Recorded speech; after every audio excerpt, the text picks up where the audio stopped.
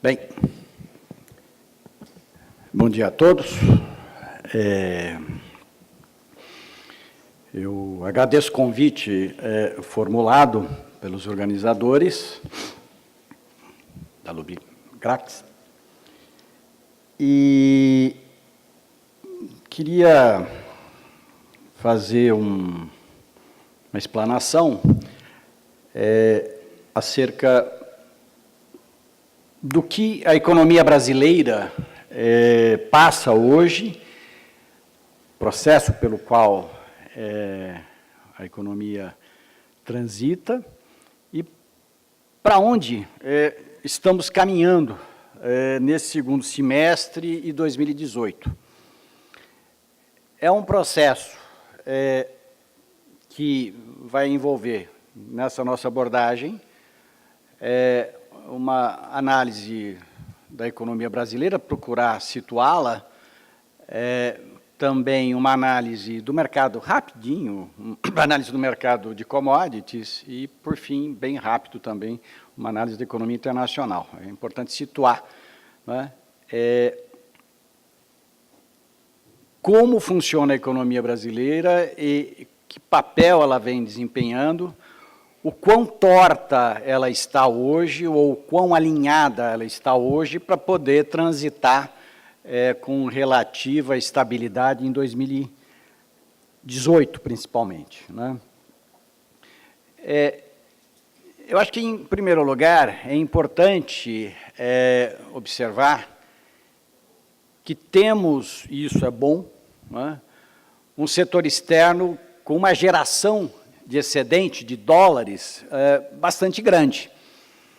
O ano passado tivemos um saldo comercial que atingiu 48 bilhões de dólares. Este ano, esse saldo vai atingir 55, talvez até 60 bilhões de dólares. Quer dizer, é uma geração bastante grande de dólares, é um fator que aumenta as reservas cambiais, permite maior proteção da economia brasileira, é algo bastante positivo, né? Eu diria até que é exageradamente positivo, né? Não que seja ruim você ter dólares sobrando, não, evidentemente não é esse o ponto. É que essa geração de dólares excessiva se fez às custas de um crescimento menor do nível de atividade. E aí o Brasil importou menos daquilo que seria desejável e, enfim, geramos um superávit, ou caminhamos para um superávit de 60 bilhões. Poderia ter sido, ou caminharmos para um superávit de 45, 50, né? Entre aspas. O nosso problema não é dólares neste momento, né? O nosso problema é ter uma economia que está um pouco desequilibrada. Desequilibrada por quê? Ela está desequilibrada, vamos qualificar exatamente esse ponto. Ela está um pouco desequilibrada porque tem uma situação externa muito favorável, mas tem um setor público bastante deficitário. E não se enxerga no horizonte de 2, 3, 4, 5 anos a possibilidade desse desequilíbrio ser reduzido. Se no lugar de um juro tão elevado, né, ao longo de 2017, tivéssemos uma Selic um pouco mais baixa, talvez, com certeza, estaríamos crescendo um pouco mais e gerando uma receita fiscal maior.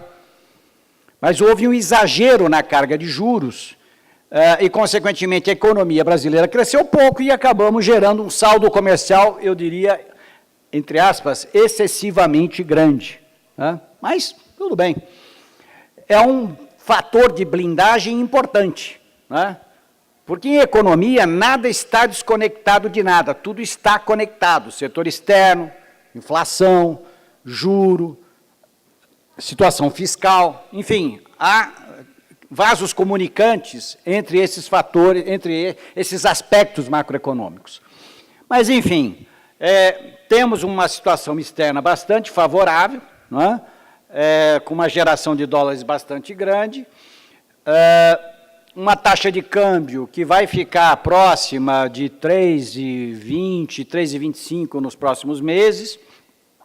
Há uma possibilidade de que essa taxa de câmbio suba até um pouco mais, 3,30, 3,35, por causa, em primeiro lugar, da trajetória de alta de juros nos Estados Unidos, que é sempre um fator de elevação da taxa de câmbio mundial.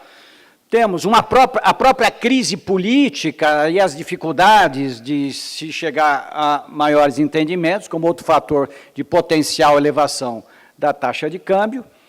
E temos também a própria, e consequência da crise política, o próprio desequilíbrio fiscal também como fator de pressão da taxa de câmbio mais adiante, no segundo semestre e começo, eventualmente, de 2018. Né? Mas, ainda que tenha essa desvalorização, nossa taxa média de câmbio em 2017 ficará em torno de 3,20, 3,21, 3,22. Portanto, houve uma valorização cambial, né, relativamente importante, e isso, evidentemente, acabou enfraquecendo a dinâmica exportadora de alguns setores. O setor exportador, a gente sempre acostumou a escutar, não, mas o setor externo tem um peso pequeno sobre a economia, isso não tem importância sobre o conjunto das atividades. Isso é verdade e não é. Tem, sim. Você tem setores no Brasil que, exportando, eles têm impacto bastante positivo em várias cadeias da economia brasileira. Né? Já estudos que mostram isso, nós mesmos procuramos evidenciar essa ligação entre melhor desempenho das exportações e impactos mais significativos no conjunto da economia. Portanto, a gente entende que o setor exportador deveria, ou lhe caberia ter maior papel na economia brasileira nos próximos anos. Mas, infelizmente, a opção foi por um setor exportador que fosse mais defensivo, algo nesse sentido, e se permitiu que a taxa de câmbio se valorizasse neste ano, né? E, portanto, essa taxa de câmbio vai ficar em torno de 3,20, 3,22, abaixo da taxa de câmbio do média do ano passado. E a nossa geração de dólares, na verdade, ela veio, em grande medida, da contração do nível de atividade, da contração da importação. Chegamos a um patamar de reservas muito importante, continuamos com um horizonte de manutenção desse volume de reservas importante, porque a geração de superávit comercial vai bater recorde, né? Como a gente disse, deve bater 55 a 60 bilhões de dólares. No ano que vem, com a economia andando um pouco mais, que é o que a gente prevê, eu acho que já há elementos para poder se falar, olha, se não fizermos bobagem, né, em 2018, o risco existe, temos que reconhecer. O Brasil pode ter um nível de atividade melhor em 2018, que pese o fato de ser um ano eleitoral, em que pese o fato de termos ainda um desequilíbrio fiscal importante, não é? Mas, do ponto de vista externo, há uma relativa tranquilidade, há uma sobra de dólares. Isso ajuda muito no sentido de pensar uma taxa de câmbio mais equilibrada para 2017 e 2018. Final de 2017 ao longo de 2018. Esse é um grande aspecto a ser considerado, né, do ponto de vista da análise macroeconômica. Como é que a gente enxerga o Brasil, né, em 2018? A gente enxerga com um excedente de dólares bastante grande e o que facilita ou impede a volatilidade cambial que tanto dificulta a vida das pessoas, das famílias e das empresas. Esse é um quadro que mostra como que o investidor, os investidores estrangeiros e brasileiros enxergam o Brasil. né? Veja que, após a queda da Dilma, houve um horizonte, houve uma redução desse risco país, quer dizer, a percepção de futuro do país, ou o custo de financiamento do país, reduziu, diminuiu, né? Veja que, na época que precedeu a queda da Dilma, o risco estava até maior do que na época da crise americana. Realmente era um momento preocupante, né, porque significou a redução de rating de várias empresas, de títulos brasileiros. Houve uma melhora, houve uma queda desse risco, houve uma melhora na percepção dos investidores brasileiros acerca do futuro da economia brasileira, num horizonte de 2, 3, 4 anos, a gente tem que enxergar um pouco isso, mas ainda falta, né? Ainda falta você ter uma redução maior. Agora, essa redução maior do risco Brasil só vai ocorrer quando tivermos claramente uma percepção de que somos capazes de organizar as contas públicas. Mas eu acho que o país cometeu alguns erros, não só antes, mas depois da queda da Dilma, né? E é por isso que há uma percepção de melhora, mas não é uma melhora em que se dá um cheque em branco a quem está fazendo a gestão macroeconômica do país, né? Não há esse cheque em branco. Bom,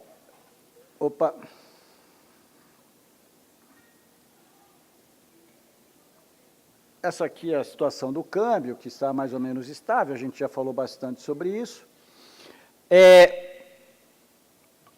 Agora, o que evitou ou impediu que a economia se fortalecesse num ritmo maior foi isso. Um juro que demorou demais para cair no Brasil, né? O ano passado estávamos no patamar de 14%, a média, de juros Selic.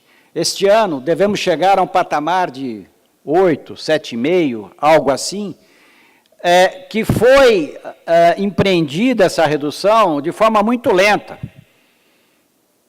Foi tão lenta que não conseguiu acelerar o crescimento e não permitiu uma arrecadação maior de tributos. Ela foi tão lenta que, ao mirarmos uma inflação de 4,5%, acertamos uma inflação de 3%, de 2,5%. Tivemos que subir o preço da gasolina e do diesel para que, com carga tributária, para que a inflação subisse. Então, do ponto de vista macroeconômico, foi um erro. A política monetária foi exageradamente dura com o nível de atividade e por isso que a gente cresce menos este ano e arrecada menos este ano e dificulta o equilíbrio fiscal. Então, esta é, eu acho, a leitura mais correta que a gente deva fazer da economia brasileira hoje, não é? Não crescemos porque houve uma política monetária extremamente dura. Apesar disso, né, o Brasil sempre foi um país com capacidade de recuperação importante, né, felizmente, já começamos, depois de muito tempo, né, a ter alguma recuperação do crédito ao consumidor e das vendas ao consumidor. Ontem, o dado divulgado pela pesquisa mensal do comércio, eu diria que foi excelente. Ontem houve uma variação, foi divulgado um dado com uma variação do comércio de 3% no comparativo junho deste ano contra junho do ano passado. Há muito tempo que a gente não tinha, né, um trimestre, né, mais acelerado. Então, em que pese o juro elevado, em que pese todas as mazelas políticas, etc., a economia parece que um pouco deu as costas para o quadro político, né, deu de ombros um pouco para o quadro político e reage, começa a ter um pouco mais de dinamismo. E isso é bom, porque você pode estar abrindo um ciclo de melhora, né, e a economia, como todas, né, brasileira, ela tem ciclos, ela vai deixando aos poucos para trás um ciclo de baixa muito dramática, um ciclo de baixa muito acentuada do seu nível de atividade, sem dúvida, é a contração mais acentuada da economia desde a crise de 30, desde os anos 30, desde o de 29. E agora ensaia uma retomada. E isso é bom. Isso é bom no sentido de ter um varejo que começa a ser mais dinâmico, que depois, hoje deve estar saindo o dado de serviços, a gente espera que ele já venha um pouco melhor, e a indústria mais adiante sendo beneficiada. Então, há fundamentos para que a economia brasileira, no final de 2017 e começo de 2018, tenha uma evolução mais favorável.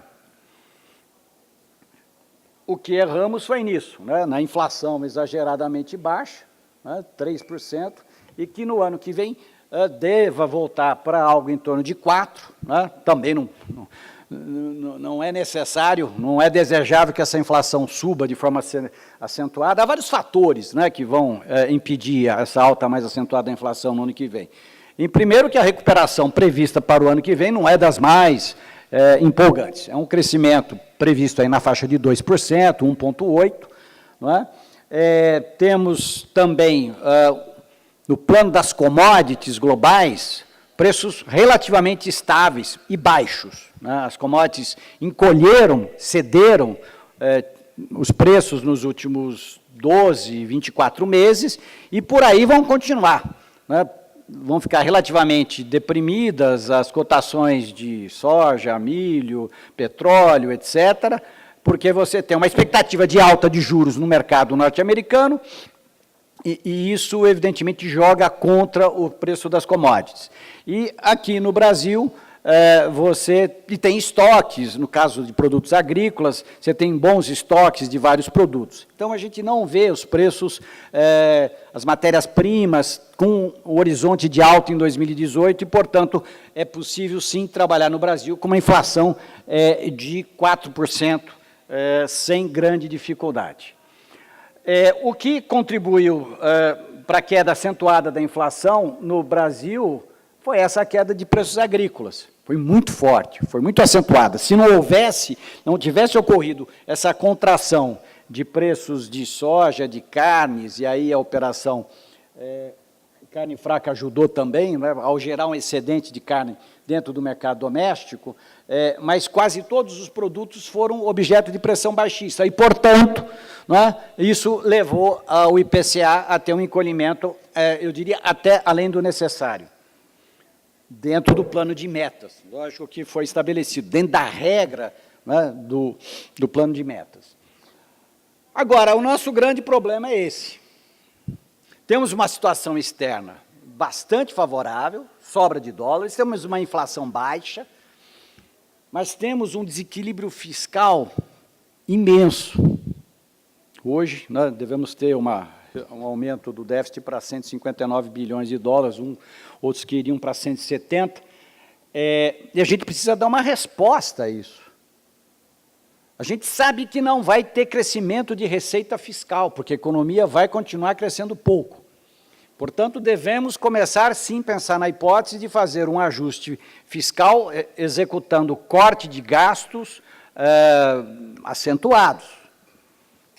Talvez tenhamos que começar a fazer essa análise de forma com lupa.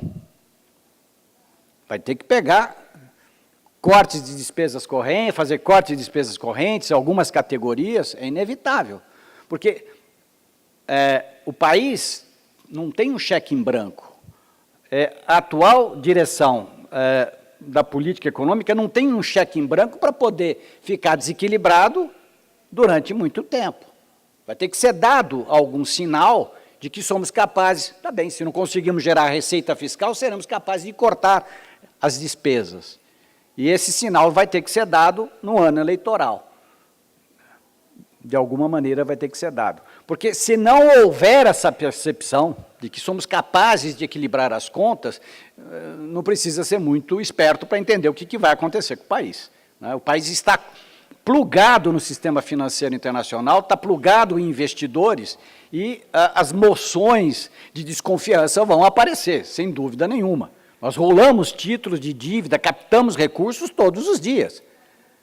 Portanto, é bastante importante que o país se compenetre da necessidade de reduzir esse desequilíbrio.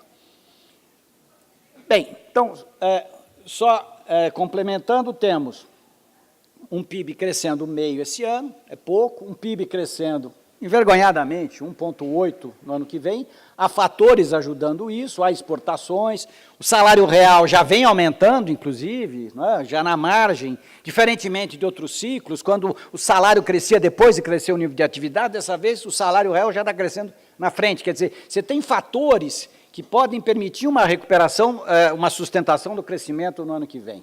Né? Você tem um juro mais barato, mas tem que ter um cenário fiscal crível. Tem que ser desenhado um cenário fiscal em que todos, dentro e fora do país, vejam aquilo e falam, bom, de fato, temos condições de ter um equilíbrio fiscal em 2020, 2019, algo assim. Aqui é só uma reprodução dos números, meio e 1,8 de crescimento. Né? Aqui dá para ter uma ideia do tombo que teve a indústria, né? Ela estava aqui no patamar de 100, esse é um número índice, uma abstração da economia dos indicadores, depois a economia caiu 3, em 2014 caiu 8, caiu 7, caiu 20% aqui, aproximadamente, e esse ano está crescendo 1. Então, isso dá uma ideia, né, do ajuste forte que o país foi submetido, né, extremamente duro. O varejo caiu também, caiu menos, né, mas deve ter um crescimento esse ano da faixa de 0,8%, 1%. Um dado que saiu ontem, que foi bom, eu diria até, dá para se calibrar um crescimento de 1% do varejo esse ano e mais um crescimento de uns 2%, 2,5% no ano que vem. Há condições para isso. Né? O crédito, aos poucos, ele vai oferecer sustentação e mais o salário real, que já cresce, né? Seria uma outra componente. Veja que, ao compor o cenário de 18, né, você tem elementos que favorecem o crescimento. Né? Uma outra coisa que é importante é que a inadimplência do crédito pessoal também está declinante, quer dizer, as famílias estão procurando se ajustar suas dívidas, a sua renda familiar, né? Isso, e a melhora um pouco dos salários tem favorecido, e, portanto, isso pode ajudar a economia brasileira em 2018. Né? Então, se temos uma massa salarial, não é, que este ano, 2017, vai encolher 0,2, 0,3, no ano que vem há um cenário, uma possibilidade de que essa massa salarial cresça 0,5, 0,7, e isso depois de 2 anos consecutivos de contração acelerada, acentuada,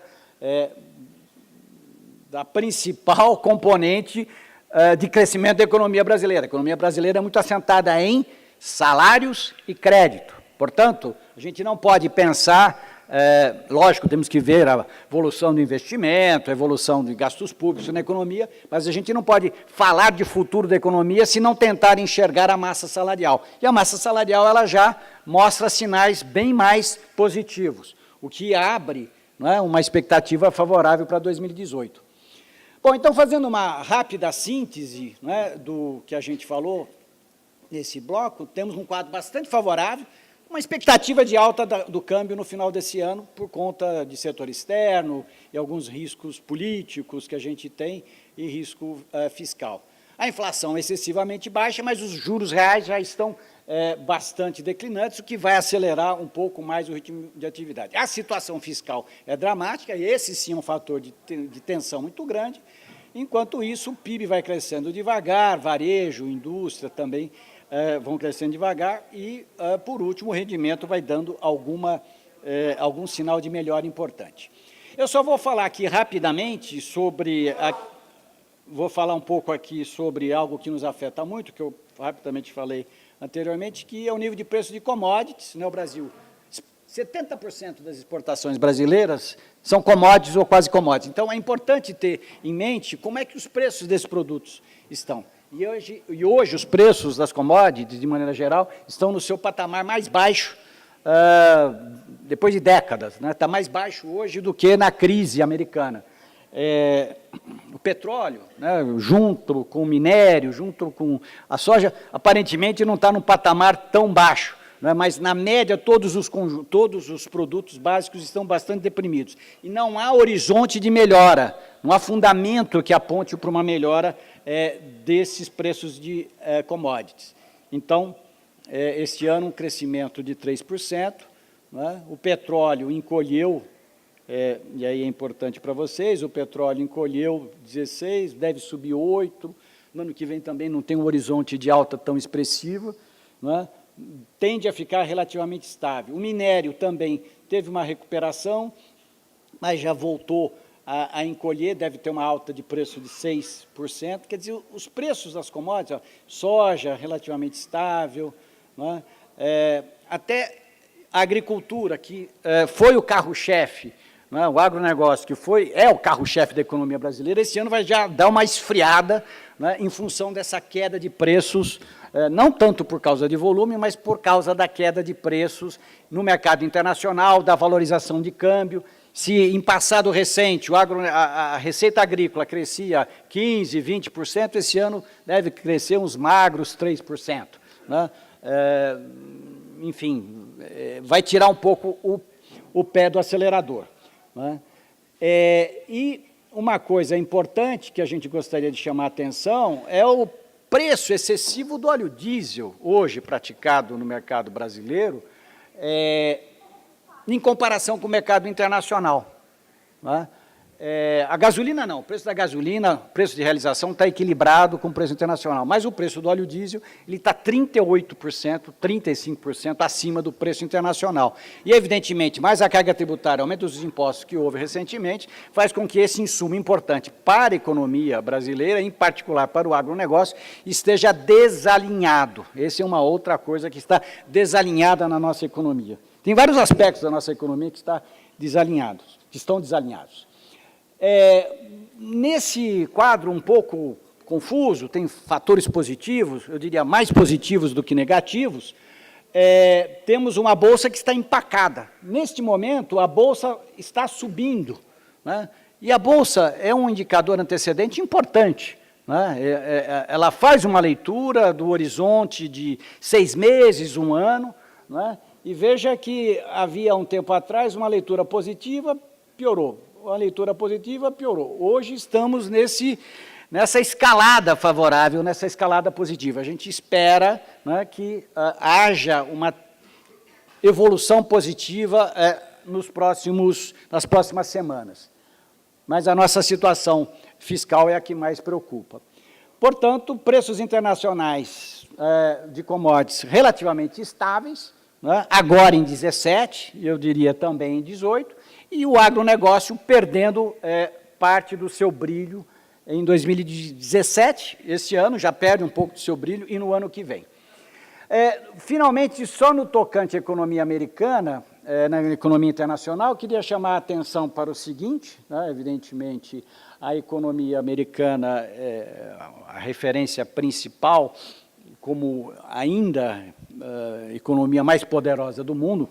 A China, para nós, é importante enquanto compradora de insumos, mas a economia americana já dá mostras um pouco melhores de aquecimento da sua produção industrial, aquecimento das vendas do varejo, quer dizer, indústria, varejo vão crescendo melhor nos Estados Unidos. Se esses dois macrosetores crescem, isso significa o quê? Que os juros nos Estados Unidos devem continuar crescendo ao longo de 2018 e, portanto, a possibilidade, né, de termos uma desvalorização cambial, né, no Brasil em 2018 também aumenta, né, na medida em que temos fatores externos puxando alta de juros no mercado americano, levando a nossa taxa de câmbio para cima. E a China, olhando a Bolsa como referência, aponta um mais do mesmo, né? Só que o mais do mesmo deles é um pouco diferente. É uma economia que aponta para uma estabilização, em que a Bolsa aponta para uma estabilização do seu ritmo de crescimento, e o ritmo de crescimento chinês, todos sabem, né, gira em torno de 6%, que é a projeção de evolução da economia no ano que vem. Então, para o Brasil é evidentemente favorável, é positivo que tenha esse desempenho com essa taxa, de crescimento na medida em que o país exporta significativamente vários produtos básicos, intermediários, para a economia chinesa. 6,4% de crescimento.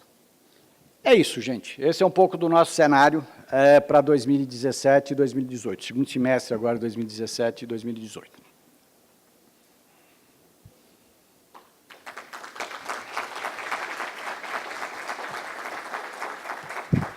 Não sei se vocês querem fazer alguma pergunta, se vocês estão à vontade, não estão à vontade, não gostaram de algum ponto, não está bem esclarecido. Bom dia. Bom dia. Meu nome é Fábio.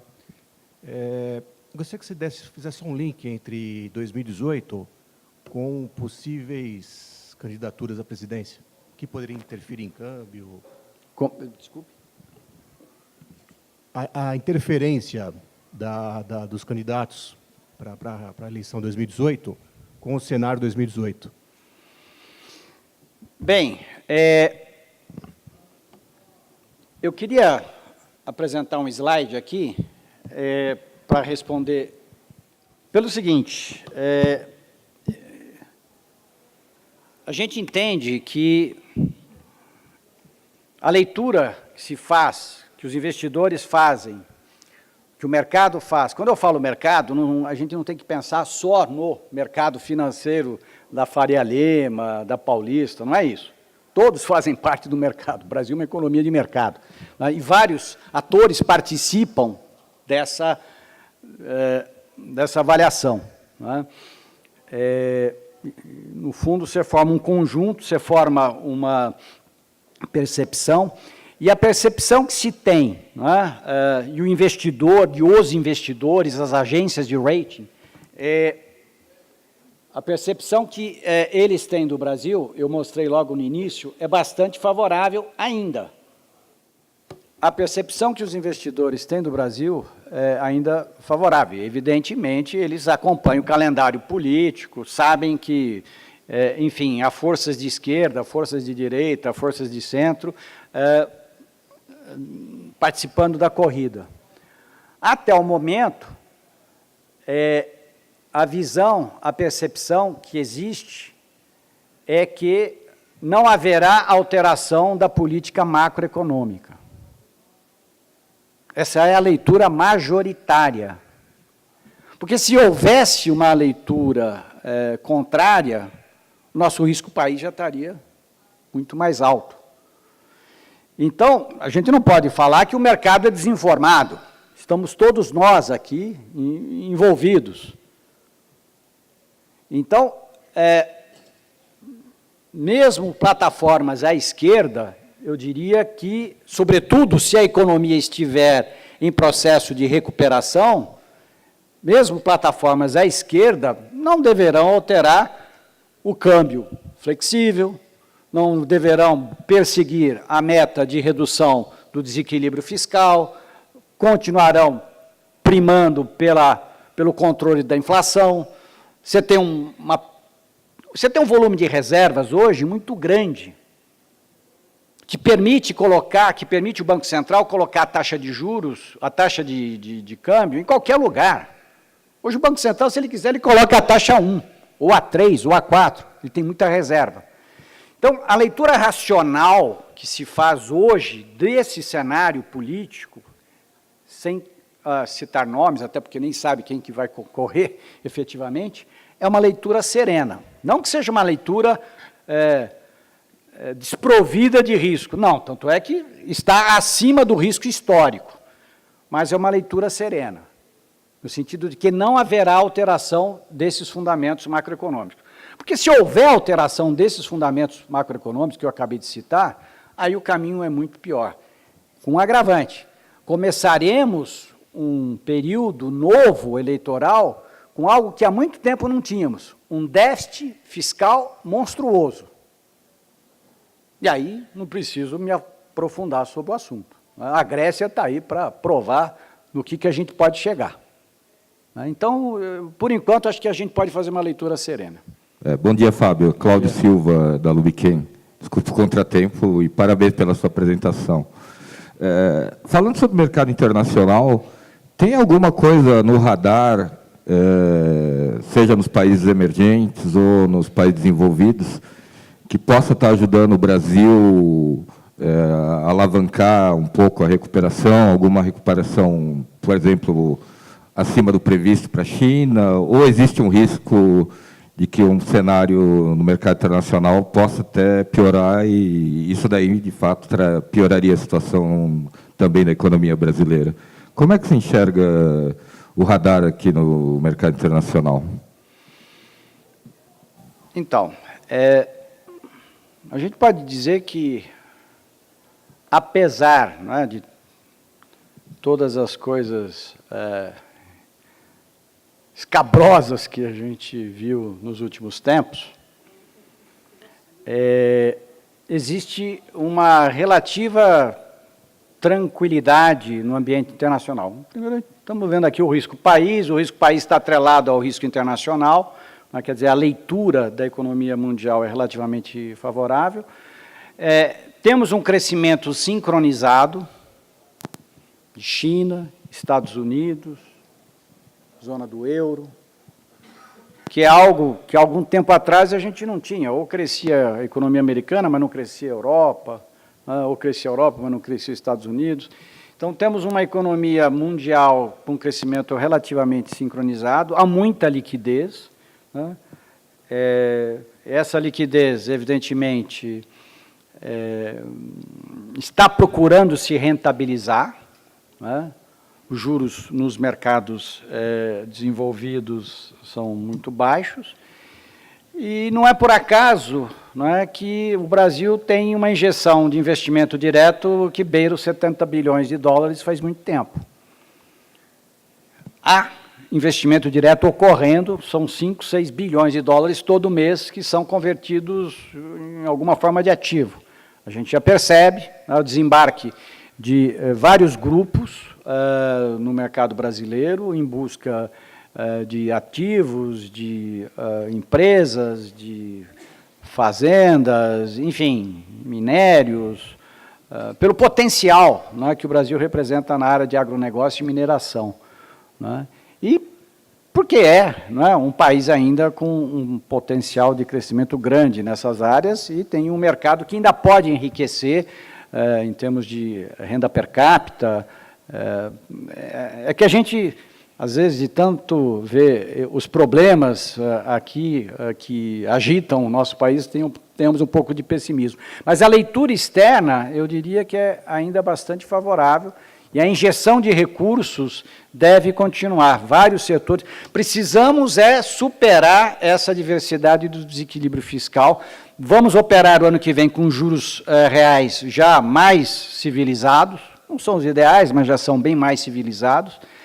Então, eu acho que o Brasil continua sendo, sem eu ser otimista, que não é muito a minha característica, eu diria que o Brasil pode entrar num ciclo de crescimento. Vai demorar, né, para esse ciclo se consolidar pelos erros que ocorreram em passado recente e nos governos anteriores, mas eu entendo que teremos uma recuperação lenta, porém mais consistente ao longo dos próximos anos. E os investidores a gente está percebendo, né, e os investidores estão desembarcando, sim, e a gente sabe mais ou menos onde é que eles estão indo, né?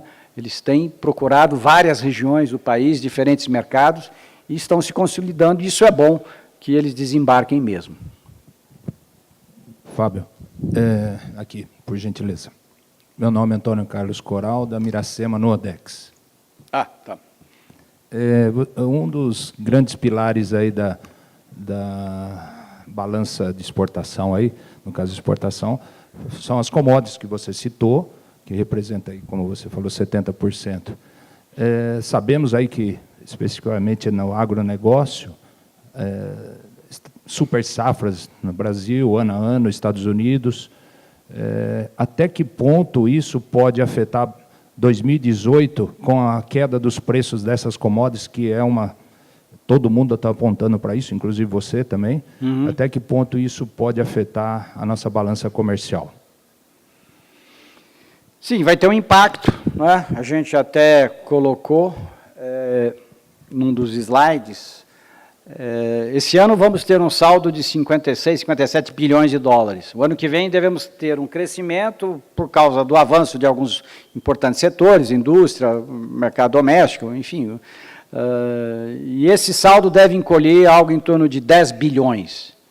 Se devemos ter esse ano 56 bilhões, o ano que vem esse saldo vai cair para 45, 44, 46, algo de cabeça agora eu não lembro. Mas vai sim ter um encolhimento. Não vemos pujança nos preços.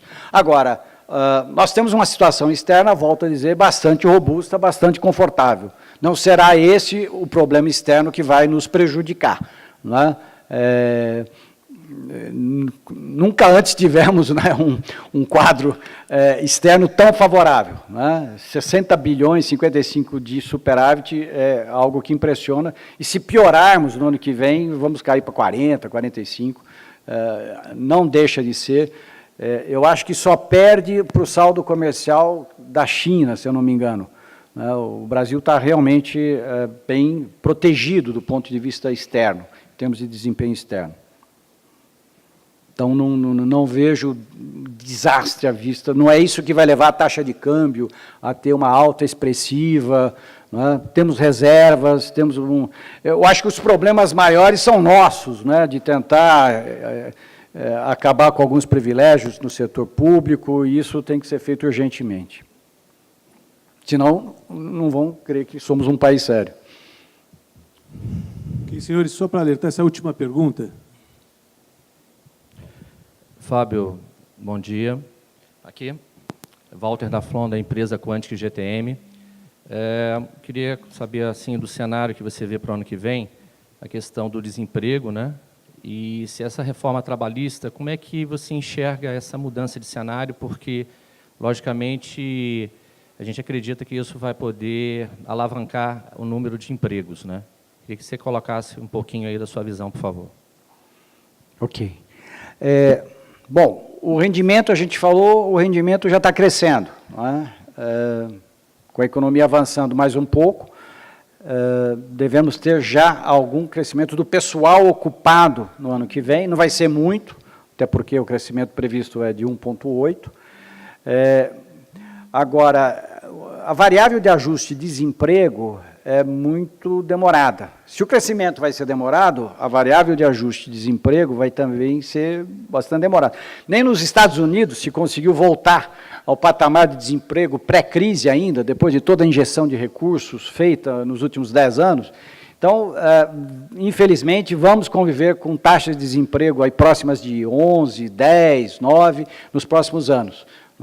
E eu, no tocante, eu sou amplamente favorável à terceirização da mão de obra. Eu acho que é uma discussão muito obtusa que existe no Brasil.